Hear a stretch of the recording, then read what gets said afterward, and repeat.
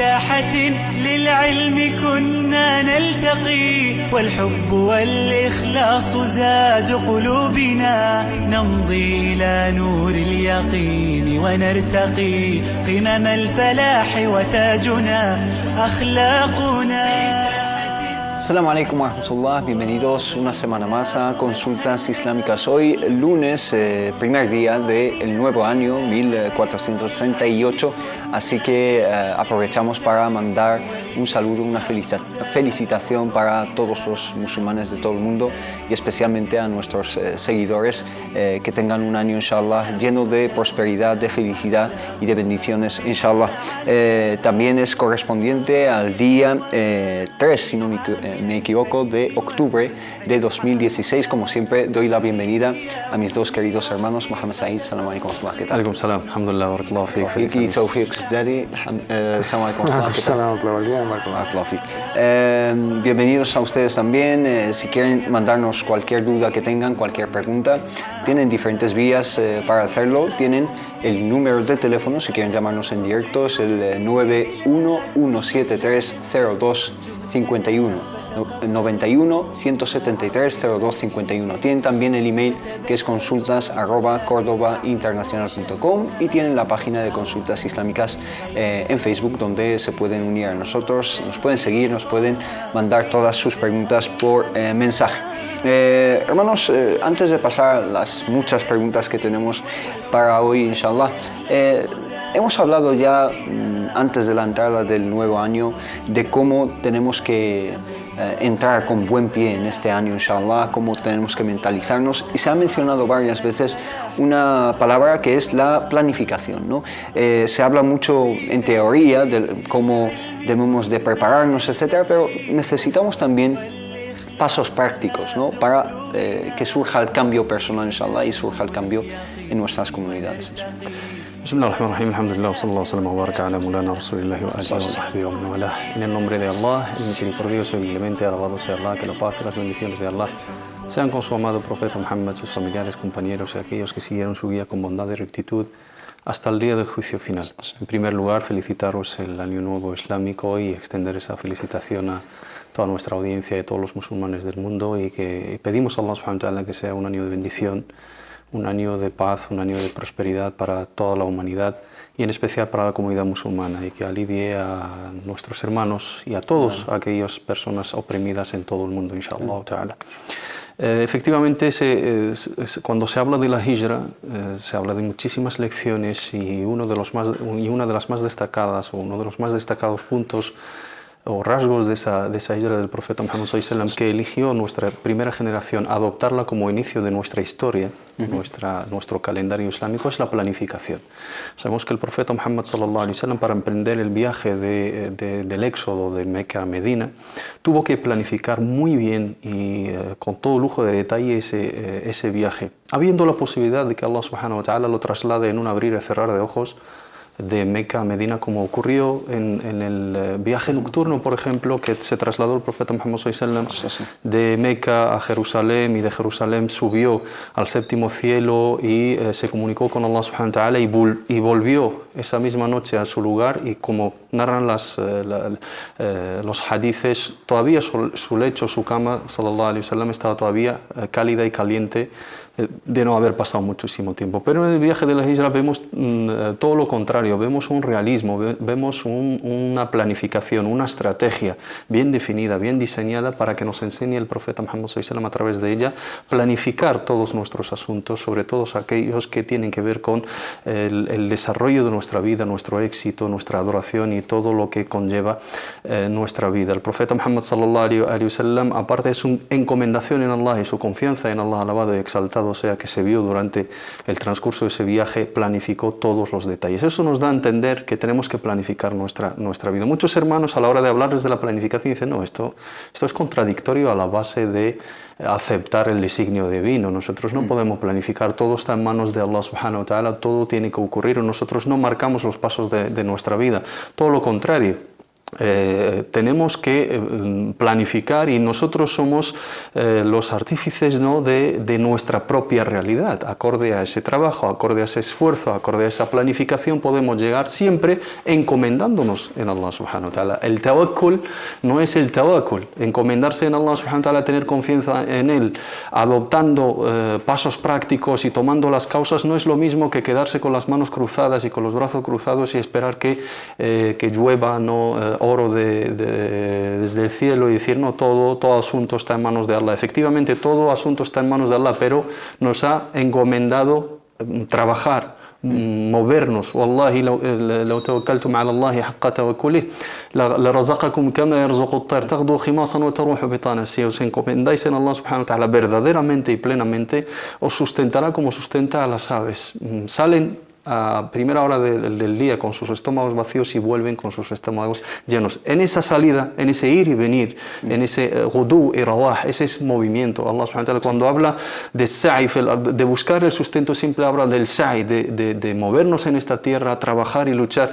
Y si nos basamos sobre la lección de la hijra, lo primero es la planificación y debemos de planificar nuestra vida, nuestro año, en virtud del balance que hemos hecho total del año anterior. Claro, un pensador decía que no toda acción, no toda moción es una acción, es decir, mucha gente se mueve, pero no es una acción en sí, porque la acción necesita una planificación, si no es simplemente moción.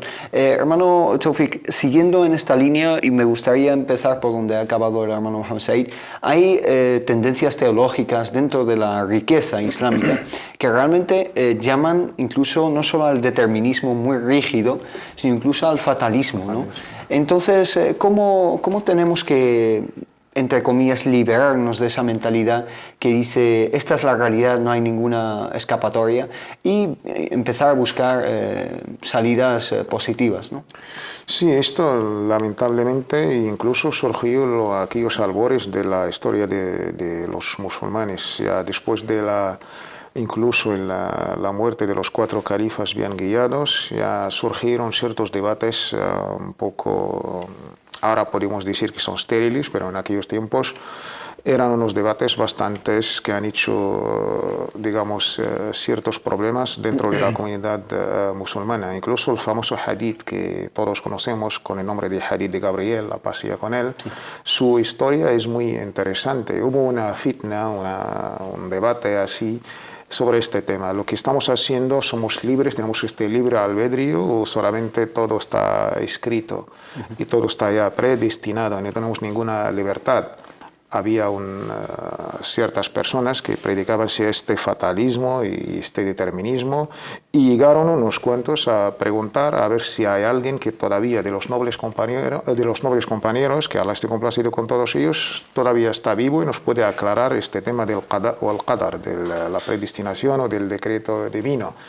Y llegaron en la época del Hajj, de la peregrinación, y se encontraron con nada menos con Abdullah ibn Omar, uno de los más sabios de Sahaba, de los nobles compañeros, y le preguntaron esta pregunta: ¿somos libres o no somos libres? ¿Tenemos libre albedrío? ¿Qué decimos sobre el qada o el qadar, el designio divino, el decreto divino, la predestinación? Y le contestó con el hadith de Jibril, cuando el arcángel Gabriel preguntaba de una manera didáctica al profeta Muhammad sallallahu alaihi wasallam, profesor, alumno, ¿qué es el Islam? El profeta, la paz sea con él, pues contestaba los 5 pilares que todos conocemos. Y la segunda pregunta: ¿qué son los pilares del imán, las creencias islámicas? Y contestó: creemos en Allah, uno y único, que todos conocemos, sus libros, sus enviados, profetas y mensajeros, sus ángeles, el día del juicio final, en el decreto divino, agradable o desagradable. Que toda la pregunta, pero Abdullah ibn Omar citó este hadith para marcarlo. No podemos, digamos, separar la creencia en el decreto divino de Allah subhanahu wa ta'ala sobre el resto, no solamente de las creencias, incluso de las prácticas. Sí. Y esto es el problema que han hecho esta gente, pues separar la aqida o las creencias del qada o el qadar o del designio divino de Allah subhanahu wa ta'ala, y tratarlo de una manera filosófica, con cierta influencia quizás de otras culturas o de otras religiones incluso, y llegar a alejarse lo que está bien escrito y explícito en las aliyas coránicas, que el Corán pues habla de la libertad. Existe una libertad. Existe una libertad. Sí. Pero eso, ¿cómo hay que reflejarlo en nuestras planificaciones con la llegada del nuevo año, con cada acción que queremos emprender? Sí, tener esta fe, que Allah subhanahu wa ta'ala es nuestro creador y por supuesto sabe lo que está pasando, sabe lo que pasará, pero al mismo tiempo nos ha entregado toda la libertad, nos ha entregado un intelecto, nos ha enviado profetas. Nos ha empoderado. De todo, incluso Allah subhanahu wa ta'ala, el profeta sallallahu alaihi wasallam, en la práctica nos han, pues más de una vez en aleyas y hadices, pues nos han pedido emplear los medios.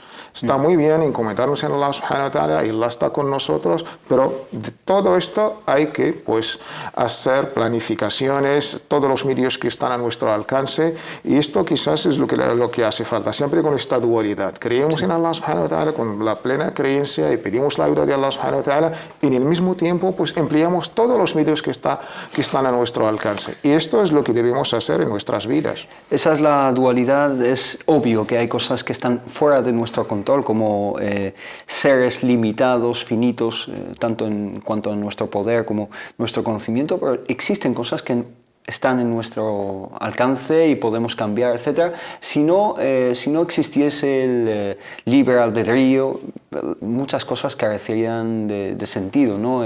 Las cuentas que rendimos ante Allah subhanahu wa ta'ala y muchísimas otras cosas, ¿no? Sí, el castigo, la recompensa. Sí. En el Sagrado Corán y en el patrimonio profético se habla mucho del trabajo. وقل اعملوا فسيرى الله عملكم ورسوله والذين جاهدوا فينا لنهدينهم سبلنا اعملوا آل داود شكرا فامشوا في مناكبها وكلوا من رزقه ألم تكن أرض الله واسعة فتهاجروا فيها. Llama al trabajo, llama a emigrar, llama a buscar, a luchar, a esforzarse, a buscar la guía. والذين اهتدوا طلبوا الهداية, los que han pedido la guía y se han esforzado.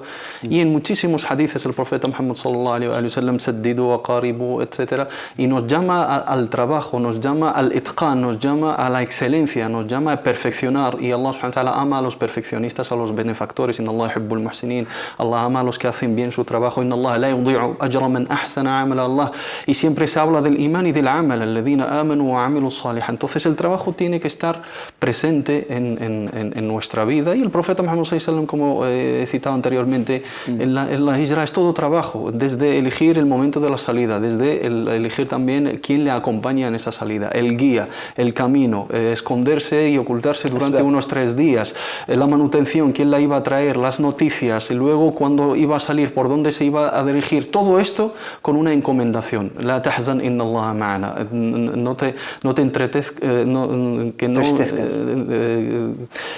que no te entre la tristeza. Cuando hablaba con Abu Bakr Siddiq radiyallahu anhu, Allah está con nosotros, ¿no? Tenemos que buscar esa ma'iyya ilahiyya, esa protección divina, compañía de Allah subhanahu wa ta'ala, y esa bendición en nuestras acciones a través de un buen trabajo, de buscar la excelencia, agotar todas las vías nuestras y luego ya encomendarnos en Allah subhanahu wa ta'ala.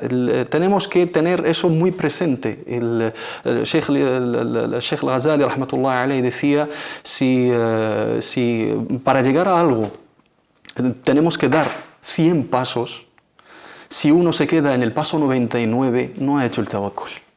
Si para conseguir algo en concreto, un objetivo en concreto, tenemos que dar 100 pasos encomendándonos en Allah subhanahu wa ta'ala, y solo hace 99 y luego dice, no, es que yo me encomiendo en Allah subhanahu wa ta'ala. Si tú faltas a esos pasos prácticos y agotar todas las vías y todo lo que está en tus manos, el hadith del profeta Muhammad sallallahu alaihi wasallam, famosísimo, que lo hemos repetido muchísimas veces aquí, aqilha wa tawakkal. Aquella persona que vino al profeta Muhammad sallallahu alaihi wasallam dando un ejemplo muy práctico, el profeta Muhammad sallallahu alaihi wasallam, en algo muy básico, ¿no? Una montura, un camello, para guardarlo, le preguntaba al profeta Muhammad sallallahu alaihi wasallam, ¿lo ato primero o lo ato para que no se pierda y para que no se escape, o me encomiendo en Allah subhanahu wa ta'ala? Dice el profeta Muhammad sallallahu alaihi wasallam, átalo y encomiéndate en Allah subhanahu wa ta'ala, porque tampoco tenemos que basarnos sobre nuestros esfuerzos y caer, digamos, en esa prepotencia y decir, innama utituhu ala ilmin indi, como Qarún y como los desviados y los materialistas, en el sentido de todo lo hemos conseguido nosotros, si trabajas no comes, si no trabajas no comes, si no haces no llegas. No, tienes que trabajar y tienes que luchar y tienes pero que... Todo es gracias a Allah, pero todo es gracias a Allah subhanahu wa ta'ala. y siempre hace falta ese empujón divino y esa ayuda divina, esa baraka y esa ma'iyya, esa compañía. Y eso es lo que nos enseña el Hijra, y eso es lo que tenemos que tener presente en el inicio de nuestro año para, inshallah ta'ala, tener una perspectiva positiva, tener un activismo, tener, inshallah ta'ala, un trabajo bien planificado en los diferentes aspectos de nuestra vida. La Hijra viene a recordarnos el sacrificio del profeta Muhammad sallallahu alaihi wasallam a la primera generación, esa encomendación, esos lazos fuertes, ¿no?, a través de la relación con Allah subhanahu wa ta'ala. Para llegar a sentir la compañía de Allah tienes que estar cercano a Allah subhanahu wa ta'ala. Para tener esa certeza, el profeta Muhammad sallallahu alaihi wasallam le rodeaba a Abu Bakr as-Siddiq y cambiaba de dirección y se adelantaba y se ponía detrás para protegerle. El profeta Muhammad sallallahu alaihi wasallam no se preocupaba en absoluto, y cuando se acercaban los enemigos, el profeta Muhammad sallallahu alaihi wasallam se encomendaba en Allah.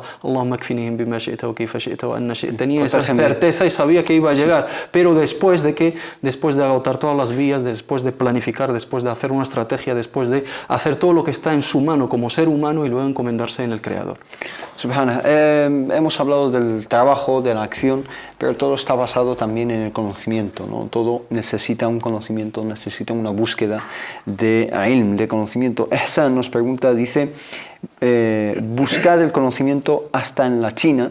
Es un hadith del profeta Muhammad sallallahu alaihi wasallam, es realmente un hadith, y también buscar el conocimiento desde la cuna hasta la tumba, ¿no? Min al-Mahdi ila al-Lahd. Sí, estas dos frases se suele escuchar mucho y a menudo, incluso lo hemos escuchado en boca de... Hay libros que los mencionan como hadithes. Su isnad, según la ciencia especializada en este tema, sobre todo lo que ha hecho el gran hafid, el imam al-Iraqi, sí, a la hora de comentar los hadices que ha ampliado el imam Abu Hamid al-Ghazali en su clásica obra al-Ihya, la revivificación de las ciencias de la religión, pues lo declaró como da'if o la aslala, no tiene ningún, digamos, fundamento. Su significado es correcto, hay que buscar el saber, el conocimiento allá donde esté. Y el segundo lo mismo, no tiene... Puede ser, pues, no contradice nada en el Islam. No, al contrario, pero atribuirlo al profeta, no. Atribuir que el profeta lo ha dicho, como siempre solemos escuchar, ahí está, digamos, la provisión. Pero su significado, pues siempre hay que buscar el saber. Incluso tenemos otro hadith que el imam Suyuti lo ha declarado como sahih li ghayrihi, se apoya con otros hadithes, entre otros, que es la búsqueda del saber es un deber de todo musulmán. Y cuando digo musulmán me refiero al género, ahí entra el hombre y la mujer, por supuesto. Esto es muy común en la retórica, en la elocuencia árabe. Decir esto que lo ha dicho el profeta, pues no es correcto. Y caímos en el otro hadith que nos advierte: Man kadhaba alayya amidan muta'ammidan falyatabawwa maq'adahu minan nar. Quien miente sobre mí de una manera intencionada, pues tendrá su morada en el infierno. De ahí aconsejamos a los hermanos y a las hermanas que deben tener la certeza antes de decir nuestro profeta ha dicho. Sí. Resumiendo, no es un hadith auténtico, no tiene una cadena de transmisión que se mantenga, digamos, dentro de la autenticidad, pero su significado va en consonancia con otros textos, aliyas y hadiths que tenemos, alhamdulillah. El hermano Mohamed Said nos pregunta, Adil, nos dice, Salam alaikum hermanos, un hombre que quiere sacar el azaque en estos días de primeros días de año y ha vendido su coche y quiere comprar otro coche. Entonces nos pregunta si debe sacar el azaque por ese dinero que ha obtenido por la venta de su coche. Para sacar el azaque tenemos que tener un mínimo imponible y al mismo tiempo tenemos que contabilizar el transcurso de un año lunar, ¿no? Sí. No simplemente con que tengamos o adquiramos, digamos, una cantidad y una suma de dinero, desde el primer momento tenemos la obligación de sacar el azaque, sino no hay que llegar a un mínimo. Y ese mínimo tiene que estar en nuestra posesión durante un año lunar, en el sentido de que son ahorros que exceden de nuestras necesidades básicas, nuestras deudas, etc. En este caso, el hermano, si ha vendido ese coche, ese dinero que ha conseguido a través de esa venta de ese coche, todavía no ha transcurrido el año. Para ella no se considera un dinero ahorrado, sino simplemente es un ingreso. Saca el azaque del dinero que tiene anteriormente y de ese dinero, si lo sigue manteniendo y llega al mínimo imponible, que es el valor actual de 85 gramos, que oscila en la actualidad entre unos 3.200 euros, 3.400 euros. Pasado un año, inshallah, sacaría el azaque. De momento no lo saca solamente de la otra parte que tiene contabilizada y que haya pasado o haya durado en su posesión durante un año lunar.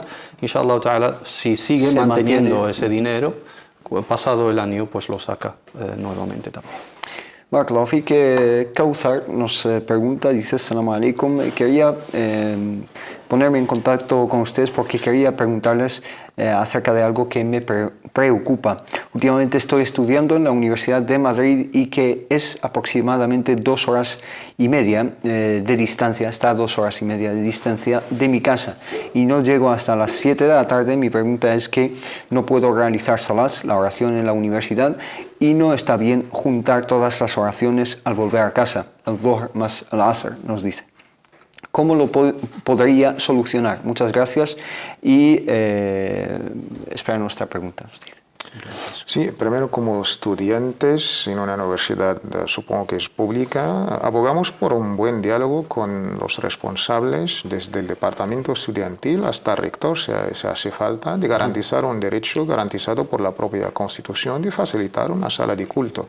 Esto lo hemos visto en otras universidades, junto con los propios estudiantes musulmanes, y creo que es un tema que solamente hace falta un buen diálogo, matizando que se trata de un derecho. Y de ahí, con otras universidades que yo personalmente estuve y conozco, no hay ningún problema. Nos han facilitado para rezar, incluso para el viernes, para el khutbah del viernes. En el supuesto de que la universidad... En el supuesto, en este caso, pues... No pero siempre hay que ir por garantizar nuestros derechos como ciudadanos. Es que ir directamente a los permisos que nos otorga la Sharia, sí, pero primero tenemos que ser conscientes de nuestra ciudadanía y ejercerla. Incluso si la universidad no ofrece un espacio dedicado solo a la oración, yo creo que hay otros espacios dentro de la universidad donde se puede rezar. Yo he estudiado en universidades y siempre pues tenía un lugar donde podía rezar, sea un parque o cualquier zona, un pasillo o lo que sea. En este caso, pues siempre aconsejamos pues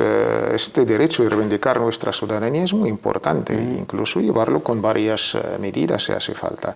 En el caso ya, pues como por estar viajando, no sé qué distancia, solamente por tener tiempo, ya supongo que es una distancia bastante larga. Si se trata como un permiso de juntar Dhuhr el Asr, tiene el permiso, inshallah, pero que no sea constante.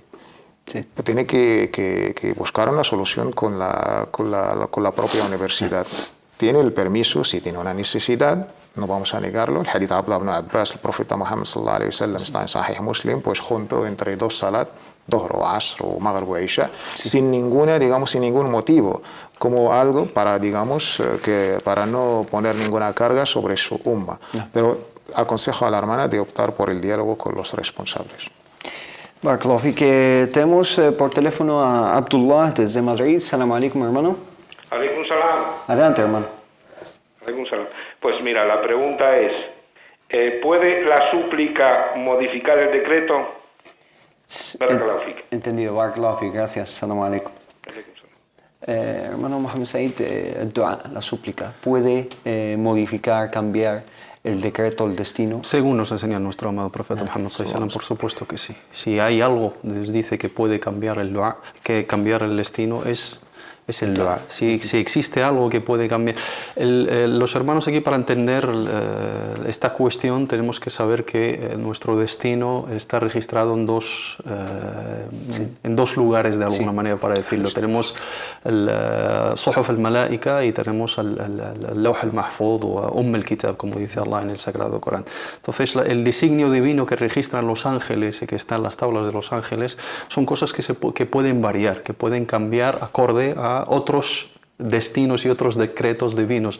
Y el fijo variantes, y el fijo está en el Kitab, ¿no? La matriz, ¿no? Y el Lawh al-Mahfuz, la tabla reservada que está solamente en el conocimiento de Allah subhanahu wa ta'ala. Entonces hay cosas que pueden cambiar en nuestra vida. Puede Allah subhanahu wa ta'ala ponerte la prueba de algo y Él sabe de antemano de que eso va a cambiar, y los ángeles que te lo han registrado o que te lo iban a designar por orden divina no tienen constancia de ese cambio, y ese cambio es provocado por otra otro designio divino que en sí es el dua, porque Allah subhanahu wa ta'ala, si te facilita el dua, te está facilitando también el darte. Gracias también, es gracias a Allah subhanahu wa ta'ala, es una de las soluciones. Y muchos de los hermanos y muchos de nosotros despreciamos ese arma, ¿no?, tan importante que es el dua. No nos tenemos que limitar simplemente a levantar las manos y pedir a Allah subhanahu wa ta'ala y dejar de trabajar, pero con el trabajo, con la constancia, con la perseverancia, con el esfuerzo, con la dedicación, con la excelencia de nuestro trabajo, siempre tiene que estar la encomendación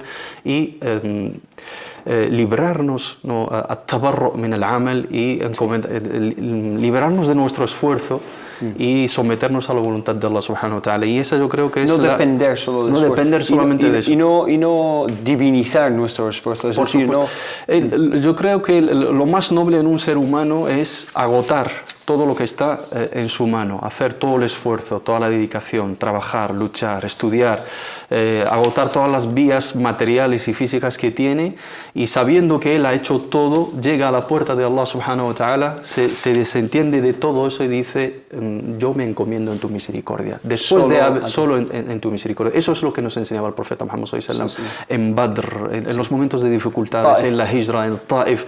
Hacía todo el profeta Muhammad sallallahu alaihi wasallam, trabajaba con excelencia, con dedicación, y después de haberlo hecho a la perfección, y Allah subhanahu wa ta'ala se lo reconoce: wa innaka latahdi ila siratil mustaqim, el profeta Muhammad ciertamente guías al camino recto a través de su metodología. Luego la guía de at-tawfiq está en manos de Allah subhanahu wa ta'ala. Luego el acierto que Allah subhanahu wa ta'ala abra tu corazón está en manos. Pero el buen trabajo lo hacía el profeta Muhammad sallallahu alaihi wasallam. Después de hacer bien el trabajo, dejaba todo a un lado y se encomendaba en Allah subhanahu wa ta'ala.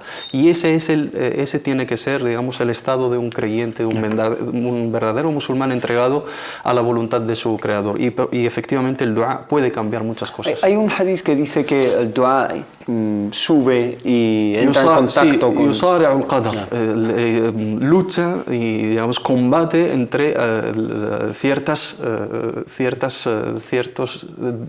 designios divinos, ciertas cosas que nos iban a ocurrir, ciertas desgracias, y ese dua, por eso es muy importante pedir dua as-salihin. Es una imagen que nos da. Claro, por supuesto, y pedir el dua de nuestras madres y nuestros padres. Por eso es muy importante el dua a favor de nuestros padres, y ojo y advertencia con el dua en contra de los padres en contra de sus hijos. Puede ser una desgracia, puede ser una destrucción.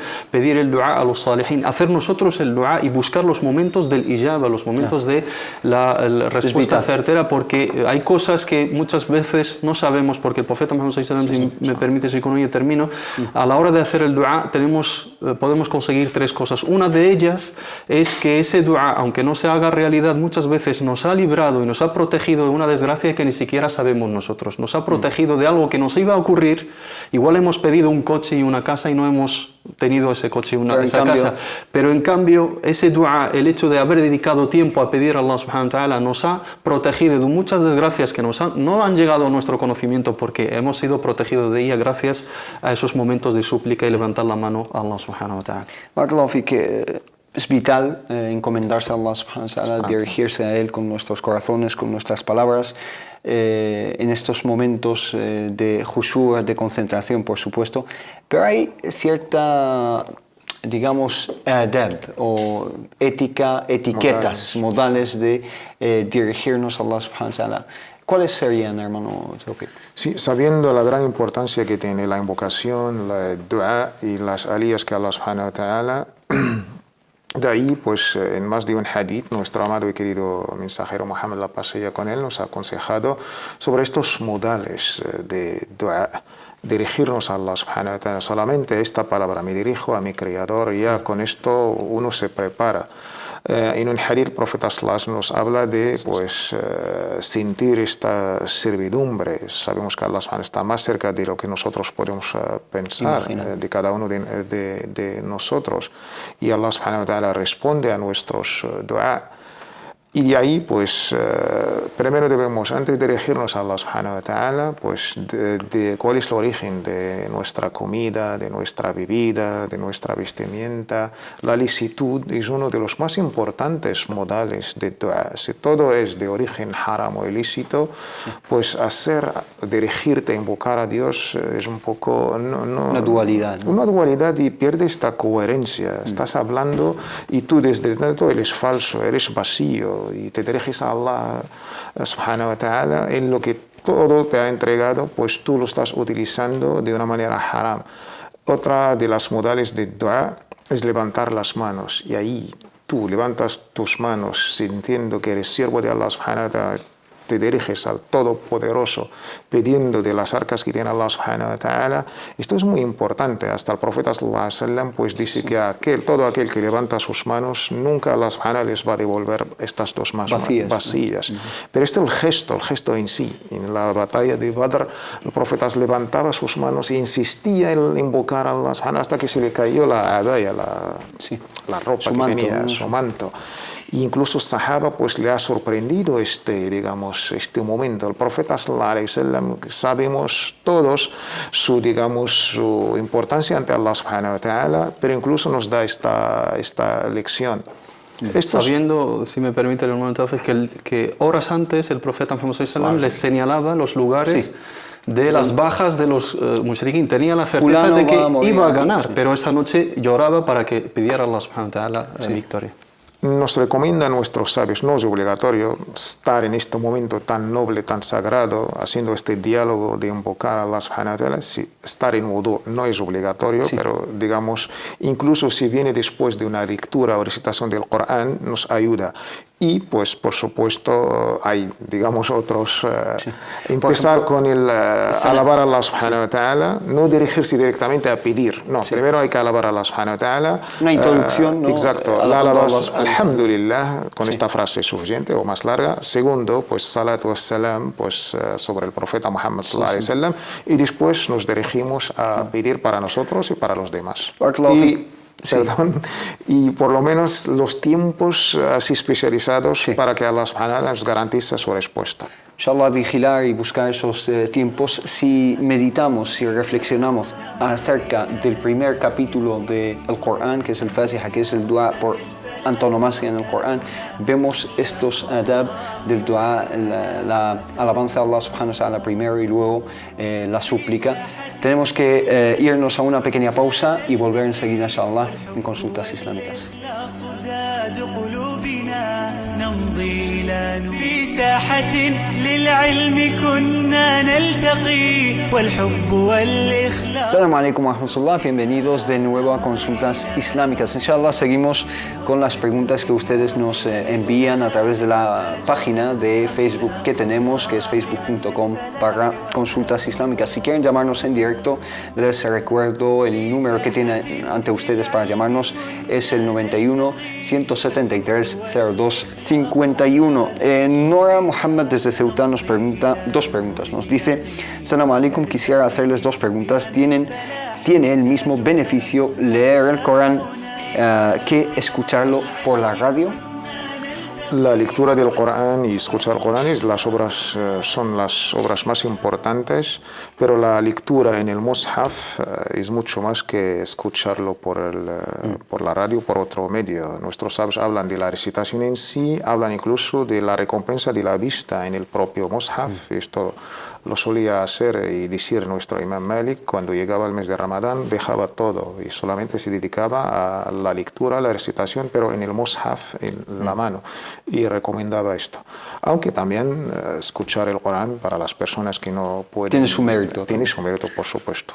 Barakallahu fik. Entonces, escuchar el Corán, sea en la radio, en grabaciones de audio, etcétera, al menos un sentido está implicado. Tendrá su recompensa, pero, incluso para corregir la lectura y la correcta recitación. Pero lo mejor es también leerlo, ¿no? Hermano Mohamed Said, la segunda nos dice que quisiera saber si la circuncisión es una obligación o una costumbre, y si está permitido realizar la circuncisión por un profesional no musulmán. Hay un debate entre nuestros juristas respecto al juicio legal, ¿no? Sí. Si es una obligación, si es una sunna muakkada, y la opinión sólida, digamos, que goza de más aceptación y más coherencia y más lógica y es apoyada por los argumentos, es que es una sunna, una tradición de todos los profetas, no simplemente el profeta Muhammad sallallahu alaihi wasallam, porque entra en sunna, en el fitra, digamos, en las prácticas de higiene saludables que se llevaban practicando a lo largo de la historia humana y son digamos, alabadas por las religiones y apoyadas por las religiones. Y la medicina moderna. Y la medicina moderna, por supuesto, es una tradición abrahámica. La practicó el profeta, el padre de los profetas Abraham alayhi salam, en una edad muy avanzada, y es una tradición que también se lleva a cabo en la religión judía y en el Islam, por supuesto. Es una muakkada, es algo muy recomendable, muy saludable, muy importante, se le practica a los niños los primeros días de su nacimiento según marca la sunna del profeta Muhammad sallallahu alaihi wasallam, y se puede practicar en cualquier momento de la vida acorde a las condiciones de cada uno. Nos pregunta si se puede llevar por parte de un profesional, un médico no musulmán. Mientras sea un profesional y sepa llevarla a cabo de la mejor manera sin que haya ningún, digamos, daño, ningún efecto colateral, ningún perjuicio para el niño, el varón en este caso musulmán, por supuesto se puede llevar a cabo de la mano de cualquiera que sea apto para ello, no hace falta que sea musulmán. Barakallahu fik. Nos pregunta Selma, dice: Assalamu alaikum, tengo una duda. Una mujer tuvo su periodo por primera vez a los 11 años, se casó a los 19 y no ayunó lo que le quedaba, ¿no? Los años que faltó al ayuno. Entendemos que son 8 años, pero en general, los años que no ayunó, ¿qué debe hacer? ¿Ayunar o pagar la fidia? Sabiendo lo que es el ayuno de Ramadán, es una obligación, es digamos uno de los 5 pilares del Islam. En este caso la hermana pues todavía tiene pendiente una deuda con Allah subhanahu wa ta'ala, pues que haga un cálculo de estos años, si son 8 años, son 8 ramadanes, y que pues apresure, inshallah, en soldar esta deuda con Allah subhanahu wa ta'ala. Y nuestros sabios, pues si hay una negligencia, sin hablar de una ignorancia, si hay una negligencia en este caso, pues añadir una fidia, pues algo que se entrega a los pobres y los más necesitados. Ambas cosas a la vez. Ambas cosas como algo más o menos para recompensar esta deuda pendiente. Nejima nos pregunta lo siguiente, dice: Assalamu alaikum hermanos, tengo una duda y espero que me ayudéis con ella, inshallah. Mi madre lleva, atentos a esto, mi madre lleva 15 años sin ir a la casa de sus padres porque mi padre no la deja ir. Pero ellos vienen una vez al año porque viven fuera de España y tampoco la deja hablar con ellos por móvil.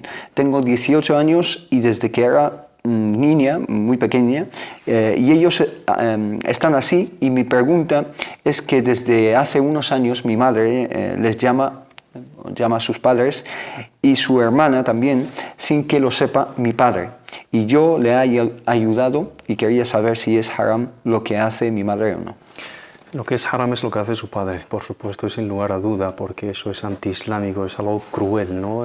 Pedirle a tu mujer, ¿bajo qué pretexto y con qué derecho, ¿no?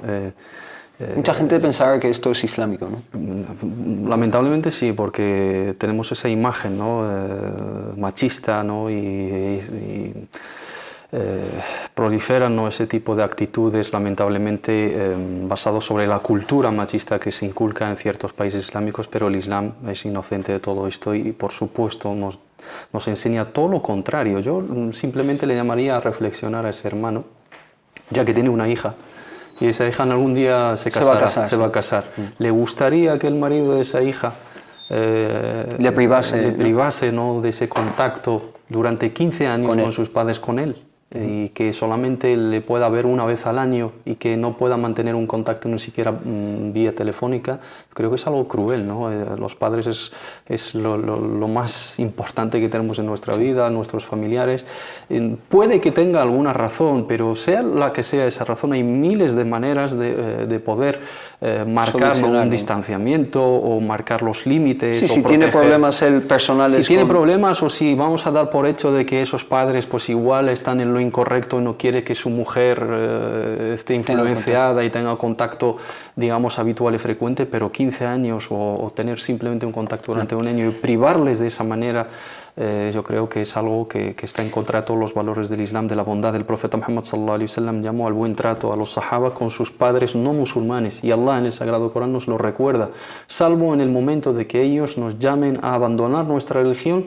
No es que les declaremos la guerra o les abandonemos o les tratemos mal, no, simplemente no hacerles caso en eso. En todas las otras órdenes, hacerle caso a los padres, aparte de venerarles. Fala tuta'uma, no nos dice pegarles o dejar de hablarles, no le hagas caso en aquello que es contradictorio a tu religión y a la complacencia de Allah, pero en todo lo demás siempre presente la veneración y la excelencia en el trato. El hecho de que esta señora vaya a espaldas de su marido para hablar con sus padres, pues no tiene ninguna consecuencia realmente, o sea, no es algo ilícito. En mi humilde opinión, por supuesto que no. Y por supuesto que el hecho de que su hija la ayude, tampoco, inshallah. Hermano Taufik, te planteo también algunas preguntas. La pregunta es la siguiente, nos dice Muhammad, salam alaikum, quería haceros una pregunta urgente si es posible, está relacionada con las kafarat que uno debe hacer cuando rompe un juramento. La cuestión es la siguiente, si uno, por ejemplo, jura lo siguiente, no voy a hacer caso a tal cosa, no voy a hacer caso a diferentes cosas, nos dice, no voy, sería como el mismo juramento, pero con distintas cosas, es decir, que si él jura por distintas cosas y las rompe, ¿cómo se entiende eso? Primero debemos tener en cuenta que jurar es algo muy serio en Islam. Y si juramos siempre debemos jurar en el nombre de Allah, glorificado sea. Y si juramos debemos jurar sobre algo que es lícito. Y tampoco podemos jurar y utilizar el nombre de Allah subhanahu wa ta'ala en vano. En el caso del hermano, jurar por tres cosas separadas... Sí, la pregunta es si debe hacer kafara por una sola cosa, es decir, juntar las tres, o individualmente. La expiación es, sí, depende de la frase que ha utilizado. Si en una frase ha utilizado tres términos, o ha jurado por una cosa, después ha jurado por otra, después ha jurado por otra. Entiendo. Si ha jurado por tres cosas separadas, debe hacer tres expiaciones, tres kafaras. ¿Cómo debe ser el juramento para que se tenga en cuenta una Juro kafara? por el nombre de Allah subhanahu wa ta'ala o por sus atributos más sublimes. Nos quedamos en Allah, que todos nos entendamos. Juro por Allah, no voy a hacer esto o lo otro. Y si no lo cumple, pues debe dar de comer a 10 personas o vestirlos. Y si no puede, pues tiene que ayunar 3 días. En este caso, lo que yo he entendido son tres cosas separadas, pues debe hacerlas tres kafarat de tres expiaciones. Muy bien. Nos dice, tengo entendido que cuando es el mismo juramento con una kafara es suficiente, pero mi problema es que no sé si se considera en mi caso como un mismo juramento, ¿no? Debería quizá explicar más cuál es cada juramento. ¿Qué significa la aya o el pasaje coránico de que Allah subhanahu wa ta'ala no tiene en cuenta el laghu fi aymanikum? لا يؤاخذكم الله باللغو في أيمانكم ولكن يؤاخذكم بما كسبت قلوبكم بما عقدتم الأيمان. En dos diferentes pasajes coránicos, Allah subhanahu wa ta'ala no tiene en cuenta, digamos, la no seriedad a la hora de utilizar en vano el nombre de Allah subhanahu wa ta'ala. Lamentablemente muchos tienen la costumbre de utilizar en vano el juramento. Jurar. Te juro que voy a hacer esto, te lo juro, y constantemente está jurando, entonces eso es lago, hay que evitarlo, efectivamente, porque Allah subhanahu wa ta'ala nos dice en el Sagrado Corán: وَلَا تَجْعَلُوا اللَّهَ عُرْضَةً لِأَيْمَانِكُمْ. Allah subhanahu wa ta'ala no hay que utilizar en vano el nombre de Allah subhanahu wa ta'ala, y no hay que utilizar exageradamente y en exceso, ¿no? Los juramentos. Siempre tiene que ser por algo, siempre hay que evitar jurar, pero si uno tiene que hacerlo, tiene que ser por algo serio y tiene que ser con una firme intención. Y el hermano aquí, pues aconsejarle a que no caiga en eso, inshallah ta'ala. No hace falta jurar nada, salvo las condiciones o las situaciones que ello lo requiera, y si ha faltado, ¿no? Da igual ahora si es 1 o 3, que cuente, ¿no? el máximo número de expiaciones, y que ayude al máximo número de personas, inshallah ta'ala, necesitadas, y así haga el tawbah de ese error. Barakallahu fik, nos pregunta Fadwa, unas preguntas, dice: Assalamu alaikum, tengo una pregunta, si sois tan amables de sacarme de dudas, jazakumullah khair. Estoy embarazada de mis primeros meses y, como sabréis, es mi etapa de antojos. A veces se me antojan cosas que, como nos informan, están prohibidas, y entre paréntesis dice dulces como croissants que dicen que contienen grasas de cerdo o mayonesa con vinagre de vino. Antes de mi embarazo sabía que era haram y no pensaba ni un momento en comerlo, al contrario, me daba incluso asco, dice. Ahora todo lo contrario, se me antoja mucho, pero me quedo con las ganas. Entonces hay que aclarar estas cosas, ¿no? Y ya da por hecho que es algo totalmente prohibido. Ahí está el problema, es que le hemos dejado de una manera detallada en otros capítulos el tema de los productos y su elaboración y su transformación.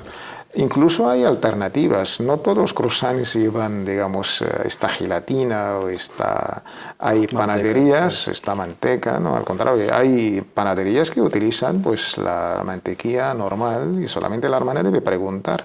Y de esto yo creo que... Sí, la mayoría realmente utilizan productos. Esto por un lado, y por la mayonesa hemos dejado claro el concepto de la transformación, del istihala, y la opinión del jumhur, de la mayoría de los sabios, salvo la escuela Shafi'i. De ahí la hermana pues debe informarse antes de tomar una decisión u otra. En este caso no hay ningún problema, inshallah. Barakallahu fik, hermano Hasaid, nos quedamos un poco sin tiempo, pero nos pregunta Leila desde Bolivia, nos pregunta diciendo: Salam alaikum, quiero hacer una pregunta. He escuchado que el Islam odia a los perros, pero yo he oído que el profeta Muhammad, que la paz y las bendiciones de Allah sean con él, trataba bien a los animales, y quisiera que me ayudaran y me dieran más información, por favor. Por supuesto, el profeta Muhammad sallallahu alaihi wasallam, el Islam, las enseñanzas del Islam nos llaman al buen trato de los animales y al cuidado del medio ambiente. Y el profeta Muhammad sallallahu alaihi wasallam nos narró 2 historias, ¿no? muy bellas. Una de una mujer que entró al infierno por culpa de haber maltratado a una gata.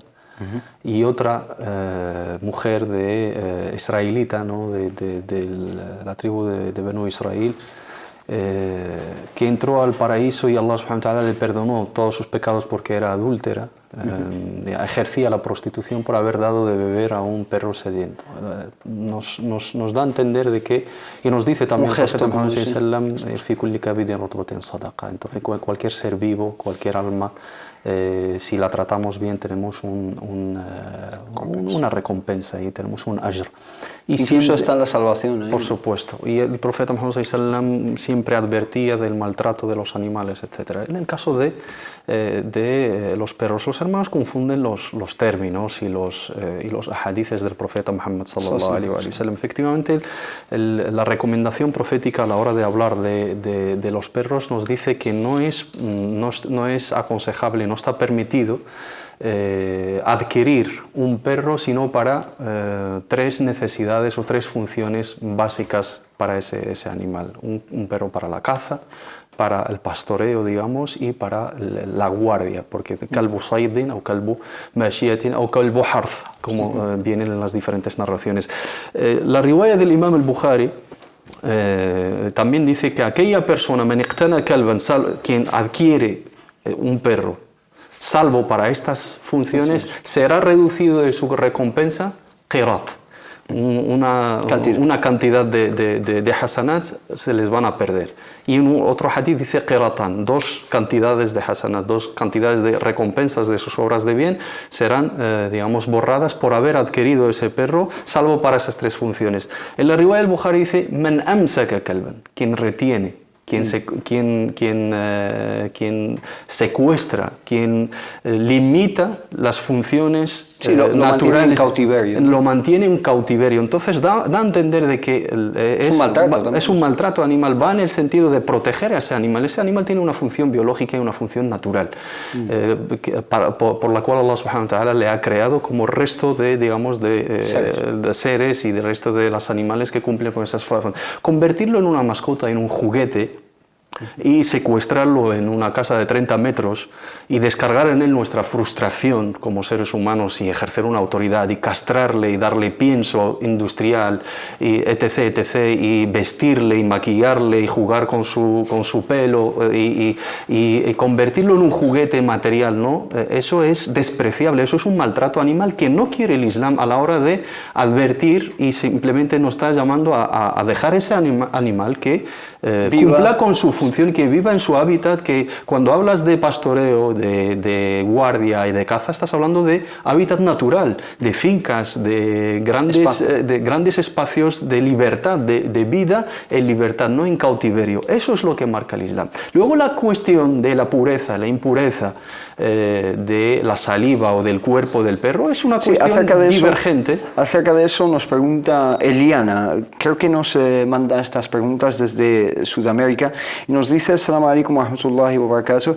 Barakallahu fikum, queridos hermanos. Mi primera consulta es acerca de los perros. Tengo ganas de hacer voluntariado en un albergue de animales, pero mi esposo dice que si un perro toca con su saliva mis ropas, ya no podré rezar con ellas, y que además tendría que renovar con cada oración su ablución. Incluso dice que no está seguro si tendría que hacer ghusl y lavar la ropa con tierra, nos dice. No sé qué decís de esto, nos pregunta. Es una cuestión divergente, como he dicho, porque hay un hadith del profeta Muhammad sallallahu alaihi wa sallam que habla de la limpieza del recipiente en el cual ha bebido un perro.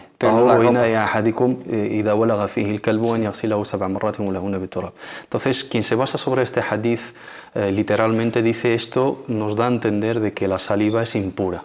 Y el profeta Muhammad sallallahu alaihi wa sallam ha llamado a limpiarla 7 veces y ha enfatizado su limpieza, y ha llamado a limpiarla una vez con barro la primera para eliminar la suciedad, y en quien habla de ciertos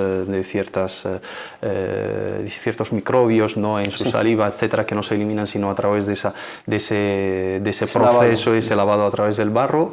Y por lo tanto hay quien ha ido más allá, ha dicho: si su saliva es impura, por lo tanto ese cuerpo a través de la cual se produce, ¿no?, esa saliva, pues entra en el mismo juicio de la impureza. El Imam Malik radiyallahu anhu wa arda, ese hadith lo narra en el Muwatta, por supuesto, y dice: no, el kalbu tahir, y su lu'ab, su saliva es tahira, es puro y no es impuro. Y ese hadith lo dejamos en el marco del ta'abbud. El profeta Muhammad sallallahu alaihi wasallam nos ha llamado a limpiarlo de esa manera, lo limpiamos. Y dicen: ¿por qué? Dice: porque Allah subhanahu wa ta'ala en el Sagrado Corán nos dice: وَمَا عَلَّمْتُم مِّنَ الْجَوَارِحِ مُكَلِّبِينَ تُعَلِّمُونَهُنَّ مِمَّا عَلَّمَكُمُ اللَّهُ فَكُلُوا مِمَّا أَمْسَكْنَا عَلَيْكُمْ وَاذْكُرُوا اسْمَ اللَّهِ عَلَيْهِ. Allah subhanahu wa ta'ala alaba los perros adiestrados para la caza y nos da permiso de comer directamente de lo que han cazado para nosotros, sabiendo cazarlo de esa manera adiestrada, sin limpiar, sin lavar, sin insistir, sin advertir de ello. Y estaban presentes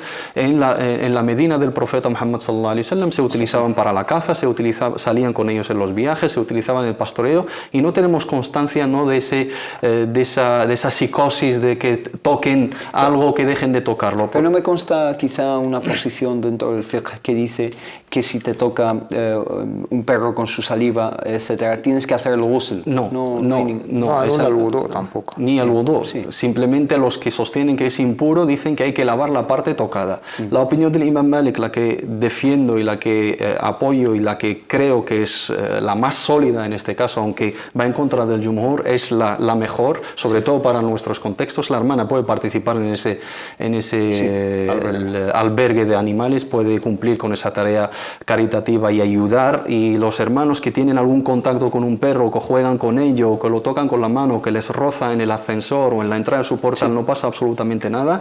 Sí advertir de tenerlo dentro de casa, primero por la protección de ese propio animal, por no maltratar a ese animal, y segundo porque también el profeta Muhammad sallallahu alaihi wasallam nos dijo que aquella casa en la cual está presente un perro, los ángeles de la misericordia no están presentes, salen de esa casa. Es una cuestión algo que detestan los ángeles, ¿no? Detestan los ángeles, no depende de nosotros. Nos dice que los ángeles de la misericordia, si tú no quieres que los ángeles de la misericordia estén en tu casa, no pasa absolutamente nada, pero tampoco algo que tiene que ver con tu práctica, ni con tu aceptación, ni con tu fe. Y si lo vas a adquirir y lo vas a tener, pues que sea para funciones naturales que Allah subhanahu wa ta'ala lo dispuso para ellas, que es la caza, el pastoreo, la guardia, no convertirlo en un juguete, en una mascota. Barakallahu fik, que con eso hemos llegado a la conclusión de nuestro tiempo de hoy. Simplemente dar las gracias a ambos hermanos, Tawfiq Shadid Harat. Barakallahu fik. Nos vemos inshallah la semana que viene. Y Mohamed Said, Barakallahu fik por tus explicaciones, por tus aportaciones, y a ustedes muchas gracias por habernos seguido.